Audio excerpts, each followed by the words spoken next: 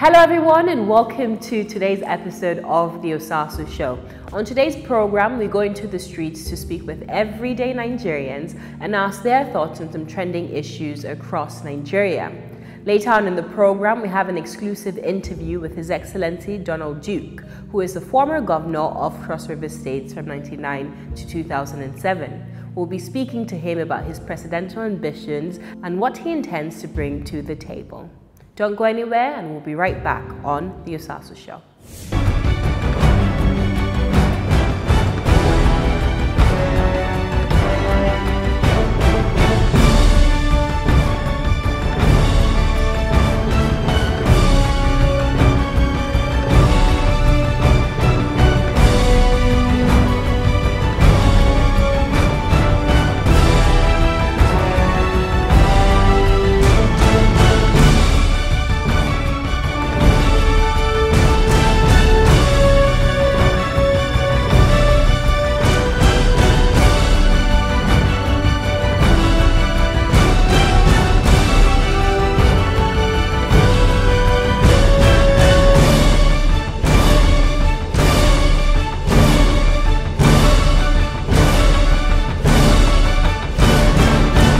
As far as I'm concerned, we've been having this kind of a thing before now. This is not the very first time.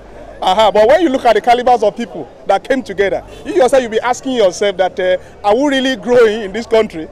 Because the same set of people that have been there, how many years ago, that are having issues. What I mean by saying having issues, the questionable characters that we have been having before, is the same set of people that came together, saying that they want to march again to do what? To fight against what? Against a man that has been known as an integrity person. Somebody who is trying to fight corruption, but they are not interested in that fight. They want to fight him out so that they can come there again and destroy the country just like the way they've been destroying it. It's laughable, and they even calling most of the Nigerian fools, and that is what it means. My brother, I hope and I wish Nigerians will be wise enough to make a right decision, because the truth of the matter is this: you cannot ask 3-year-old girl child to leave the smoke. You understand? The child will know that this smoke is affecting her eyes or his eyes, he will leave the smoke. But I hope Nigeria will get to realize the fact that these people, they have come again. So, and you don't need to be deceived. We don't need to be deceived. Make the right decision. If you want a future generation for your children and the children unborn, you make a right decision. That is the only thing I have to say to Nigerians. The coming together of these coalitions is a good thing, so to say. Because politics is all about interest and respect for the arranged, agreed stuff. I see it if those groups come together as coalitions, if the interest will be shared equally at the end of the day, generation yet unborn will meet it. But if they didn't come to an agreement, or some persons decide to spoil the agreement, it will not go far, just as the recent one we are experiencing now. The coming together of more than one person is actually a good idea, which, like it has been said, that 2 good heads are better than 1. So there is a lot that one person can do, but 2 persons joining forces together will do a lot. Nigeria has gone through a lot, and it's not because there has not been alliance. People have come together to see to it that this country move forward, but in every situation there has always been people who have bad motives, who come in with an intention to see to it that the original goal or purpose why the party come together is not being achieved. So I, for one, suggest that they should see to it that the people coming together are not just in for their self-interest, but for the interest of the masses. Democracy is a brilliant idea designed to serve the people. First, they are called public servants, not people who not for the public to serve them. Yeah, so on that ground, if their motive is to serve the public, I see it as a very good idea. Otherwise, 2009, it will be nothing different from what we've always had since 1999. Hello and welcome to today's program of the Osasu Show. We have with us the former governor of Cross River State, His Excellency Donald Duke. Thank you so much for joining us. Thank you, Osasu. So you were governor from 1999 to 2007. You went a bit quiet after you left office in 2007. What have you been up to? Well, I was up to a lot before I became governor. So after governor, I went back to what I was doing. I was in the private sector. I have been working on a landmark project in Lagos. I'm not really at liberty to delve into that now, but it has to do with infrastructure, the transportational sector. And it's something I'm very excited about. I think it could. Lagos is a very challenging environment where you have about 24 million people, 12% of Nigeria's population or thereabout, inhabiting 3,000 square kilometers, or 1/308th the landmass of Nigeria. And you have 750,000 people coming into the state every year. You've got to be innovative to manage that. So we're working on something that would ease the transportation within Lagos, because you really can't do much on the roads. You either go under the ground or above it, but the roads are congested. So I'm pretty excited about that. I see. So let's horn into leadership now. You recently declared your interest in the presidential race in 2019. I want you to give us an idea of what your blueprint plan will be if you were to be elected president in February 2019. I've had an interest in the presidency actually since 2005. I indicated I would like to run in 2006. It's always been there, and the reason behind this is there's a certain level of frustration. We seem not to be making the requisite progress that we ought to make as a nation, and we all know that we're better than what we are today. And for me, the answers to our problems are not far-fetched, but what I find missing is the will to make it happen.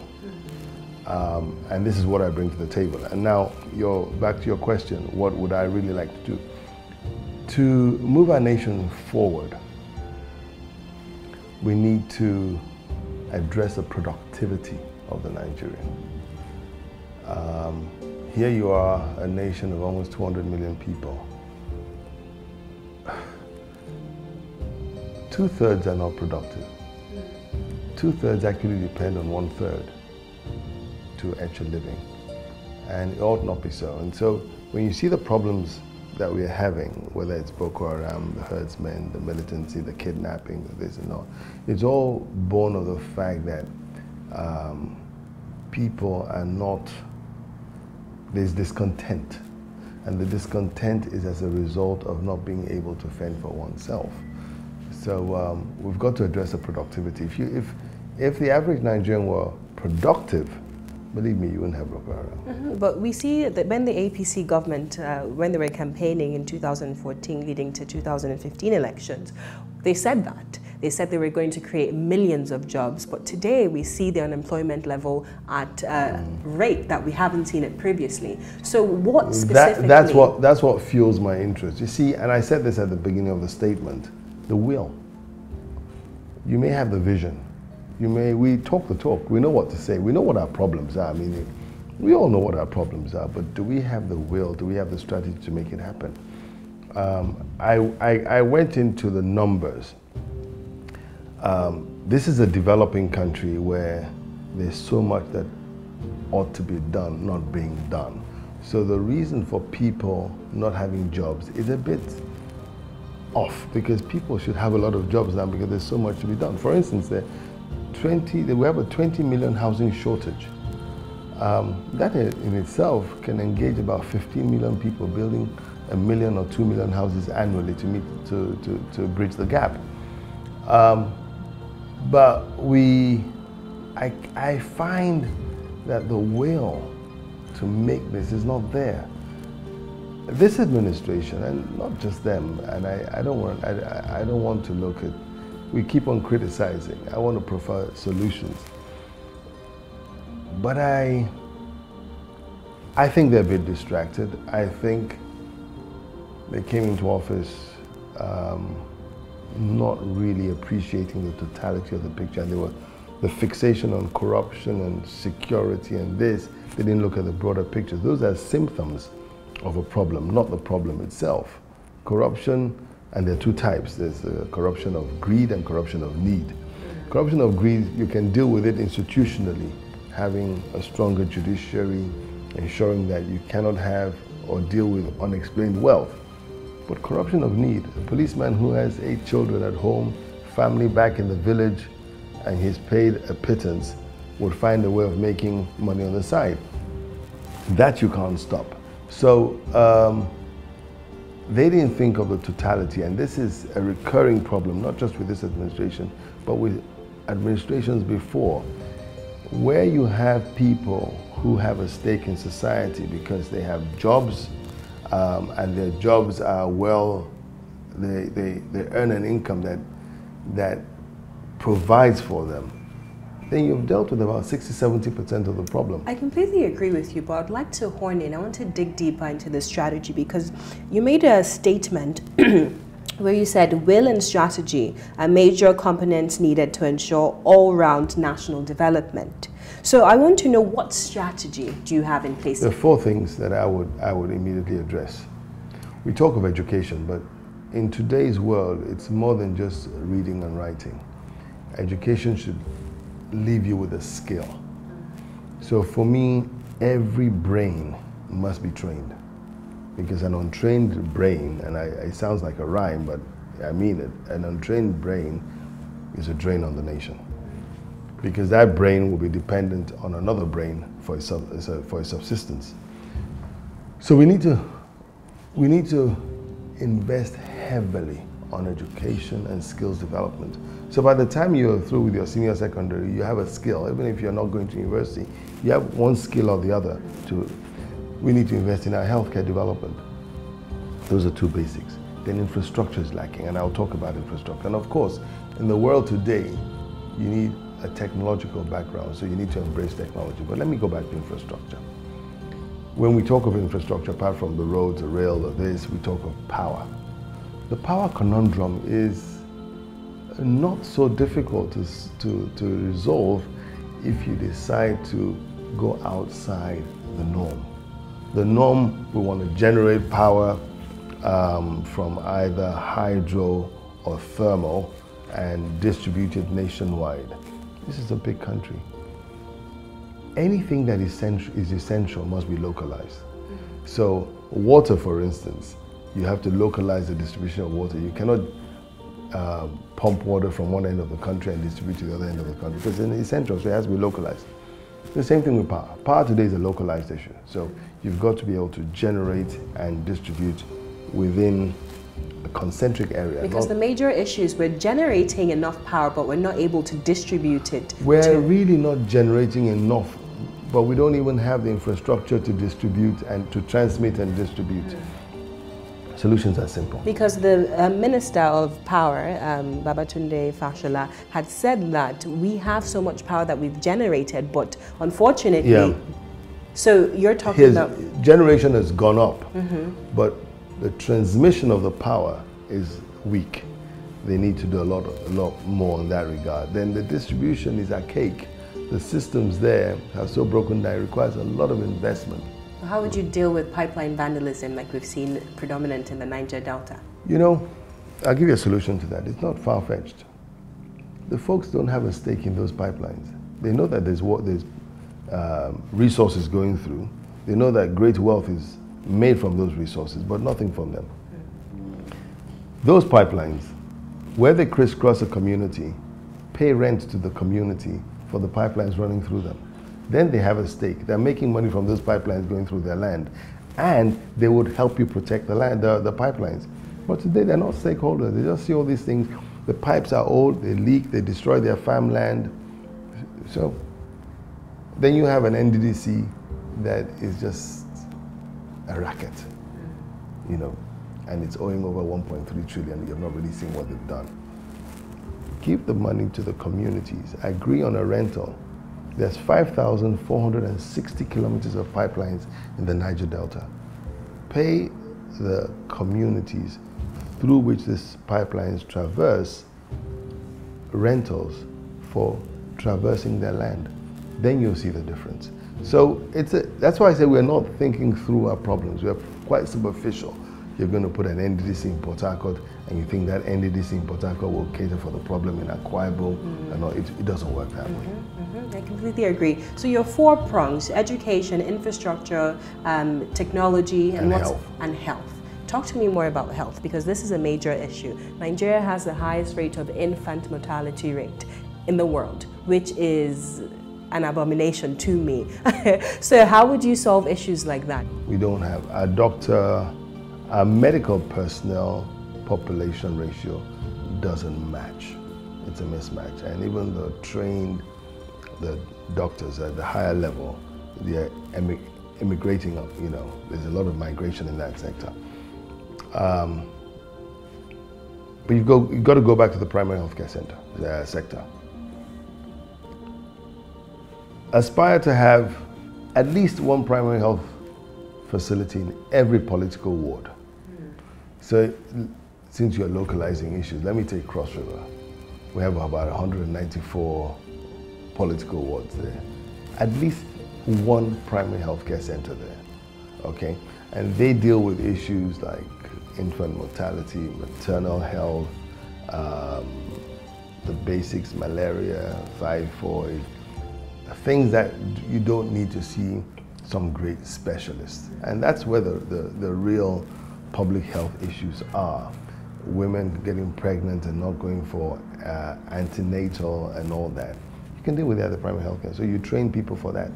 And if you're serious, within a year or 18 months, you can have all the manpower you want for that. There are lots of folks who have no jobs. And the know-how is not far-fetched. Midwifery, they can take care of that. So have that. At the local government levels, have at least one general hospital. That's where the doctors really come in. And at every senatorial district, have a specialist facility, have a tertiary facility for that. Because take, for example, the IDPs. We do a lot of work with them through the Osasu Foundation. And sometimes I find myself giving women just 1,000 naira change just to get antenatal care. So why can't the government intervene in this circumstance? They ought to. We have not been able to design a system that is effective enough. There are fears that, it'll become a racket and people just cream off the system. That fear is real, but there must be a means of mitigating it and consequences for folks who abuse it. But because of that fear shouldn't discourage you from doing it, because it's good. It's important that it's done. Each one of us must have access to good health and education. How realistic, this is my very last question, how realistic is your presidential ambition, knowing you're still a member of the PDP, despite your coalition for Movement of Nigeria, CMN? How realistic is it, given the fact that PDP has zoned the presidency to the north? You can't zone my constitutional right? I have a right to aspire, I have a right to win, I have a right to lose. How realistic is dependent on the electorate. They would realize my ambition. I'm not going to sit down here and second guess that, some people will not vote for me, some sectors will not vote for me. I believe there's enough frustration in Nigeria for us to take the scale off our eyes and say, look, who's going to solve our problem? But you see, if I run, I might lose. If I don't run, I am guaranteed to lose. So I'll give it a shot. I'll give Nigerians the option of Donald Duke. And if they think he's good enough, fine. I say to folks, if you're afraid of losing money, don't go to a casino, right? The worst that would happen is I lose. But for me, the bigger loss is not even offering myself. And that's what I'm afraid of. I want to put myself forward. I want to be able to, at the end of the day, just say, at least I put myself forward, and rather than complain and bicker like we've been doing for donkey years now. That's a fine place to leave it. Thank you so much for your time. So we'll take a break now. When we return, we'll go into the streets to look at some of the initiatives of the Osasu Foundation. Don't go anywhere, and we'll be right back on the Osasu Show.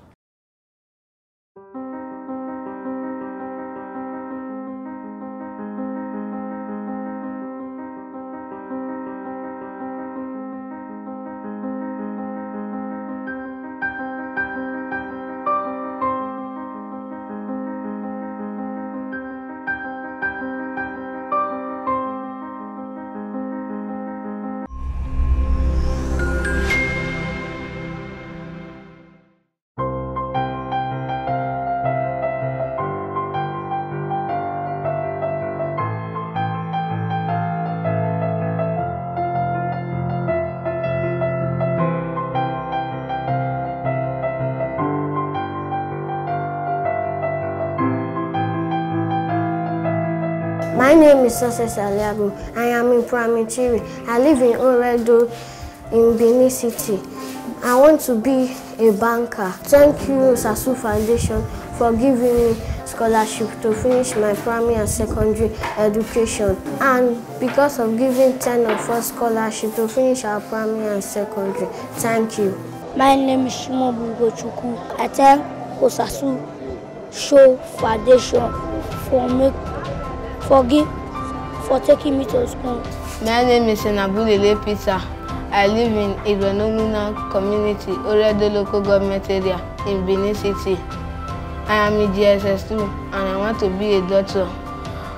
And I thank Osasu Show Foundation for giving me scholarship to finish up my secondary education. I'm glad, thank you. My name is Batadu. While my father and my mother, they don't have money. So I want to thank Osasu Show Foundation for taking me to school, for giving me scholarship. My name is Ukim Sunday. I am in primary 3. I want to be a pastor in my future. I live in the Rueno community, Oredo local government area. I am here to thank Osasu Show Foundation for giving me this scholarship to finish my primary school and secondary school education. My name is Julian Joseph. My father and my mother, they don't have money to send me to go to school. I thank Osasu Show Foundation for giving me scholarship. I thank Osasu Show Foundation for giving these children scholarship to school. I am part of this community, so I know the background of these children. So because of financial inability, they cannot go to school. For that, I thank you all for making it possible for these children to go to school. Thank you, Osasu Show Foundation.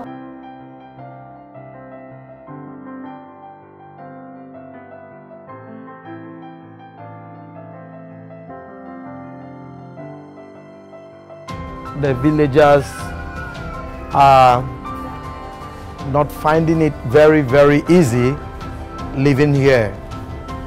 I really want to thank the Osasu Show Foundation for this initiative, coming down here to see how they can be of help to some of the women in this community as well as to some of the children. I really appreciate your work and I pray that the Almighty God will grant you more blessings for this work of charity, especially to the rural environment, that God should assist you people to do much more for others. Thank you and God bless you. Thank you, Osasu Show Foundation.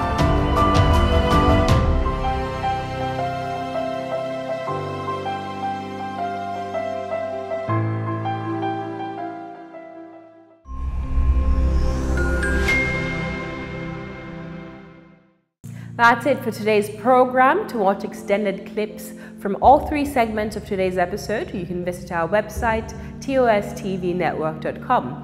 Don't forget, our initiative, The People's Candidate, is still very much alive, tostvnetwork.com/TPC. Follow us on social media at The Osasu Show, at TOSTV Network, at Osasu Igbenedion on Instagram, Facebook, and Twitter. I'll see you same time here in the studio next week, and until then, take very good care of yourself. God bless you.